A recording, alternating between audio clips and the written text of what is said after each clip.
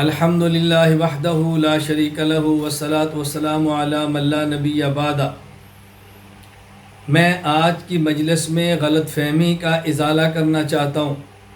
اہل سنت والجماعت احناف دیوبند کا موقف یہ ہے، جب نماز پڑھیں تو مرد حضرات دائیں ہاتھ کی ہتھیلی بائیں ہاتھ کی پشت پہ رکھیں، دائیں ہاتھ کا انگوٹھا اور چھوٹی انگلی سے بائیں ہاتھ کو گھٹے سے پکڑیں، یہ 3 انگلیاں بائیں ہاتھ کی کلائی پر رکھیں اور ہاتھ ناف کے نیچے باندھیں۔ غیر مقلدین نے ہمارے اس موقف کے خلاف ایک غلط بات کی ہے، ایک شبہ پیدا کی ہے۔ وہ یہ کہتے ہیں کہ عمر رضی اللہ تعالیٰ عنہ کو فجر کی نماز میں جب شہید کیا گیا تو ابو لؤلؤ مجوسی فیروز نے جو آپ پر خنجر کا وار کیا، آپ کی ناف پہ کیا۔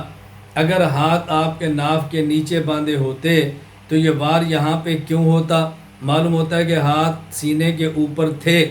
یہ غیر مقلدین کا شبہ پیدا کرنا تاریخ اسلام سے ناواقفیت کی وجہ سے ہے۔ آپ اٹھائیں المستدرک للحاکم باب مقتل عمر رضی اللہ تعالیٰ عنہ۔ حضرت عمر رضی اللہ تعالیٰ عنہ کا مبارک معمول یہ تھا کہ جب نماز کھڑی ہوتی، اقامت کہہ دی جاتی، آپ کھڑے ہو کے صف بندی فرماتے اور اس کے بعد اللہ اکبر فرماتے۔ اسی طرح جس دن آپ کی شہادت ہوتی ہے، آپ پر حملہ ہوتا ہے، فجر کی نماز کے لیے صحابہ کرام مسجد میں آتے ہیں، اقامت کہہ دی جاتی ہے، حضرت عمر رضی اللہ تعالیٰ پھر فرماتے ہیں کہ اقیموا صفوفکم، اقیموا صفوفکم۔ حضرت عمر رضی اللہ تعالیٰ نے فرمایا کہ صفیں سیدھی فرما لو۔ اس کے بعد حضرت عمر رضی اللہ تعالیٰ عنہ ثم کبر، پھر آپ تکبیر کہتے۔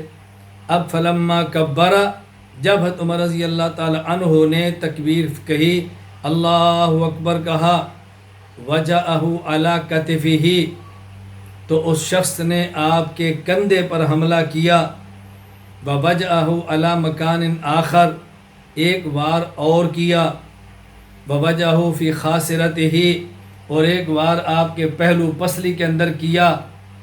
اس ابو لؤلؤ مجوسی نے آپ پر خنجر کے 3 وار کیے، ایک کندھے پر ہے اور ایک آپ کی پسلی میں ہے، تیسرے وار کا یہ ذکر نہیں کہاں پر ہے۔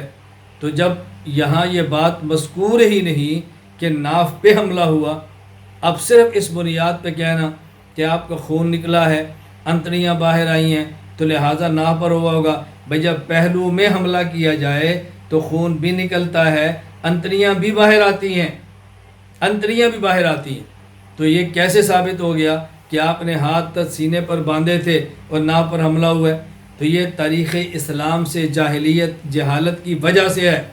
میں اہل سنت والجماعت احناف دیوبند کے تمام حضرات سے کہتا ہوں، ہمارا عقیدہ ہو تو برحق ہے، مسئلہ ہو تو برحق ہے، دلائل ہم نے دیے ہیں، اگر کوئی شبہ پیدا کرے تو ازالہ کرتے ہیں۔ کسی مسئلے پر بھی آپ نے الجھن کا شکار نہیں ہونا۔ مرکز اہل سنت والجماعت احناف میڈیا، یہ مرکز آپ کی خدمت کے لیے ہمہ وقت موجود ہے۔ کوئی کیا کرتا ہے ہمیں اس سے غرض نہیں، ہم کیا کرتے ہیں اس کے دلائل ہمارے ذمے ہیں، اور ہمارے عقید عمل پر شبہ اس کا رد دلائل کے ساتھ ہمارے ذمے ہے۔ اللہ تعالیٰ میں اپنے مسلک کو پابندی کے ساتھ تھامنے کی توفیق عطا فرمائے۔ وآخر دعوانا الحمدللہ رب العالمین۔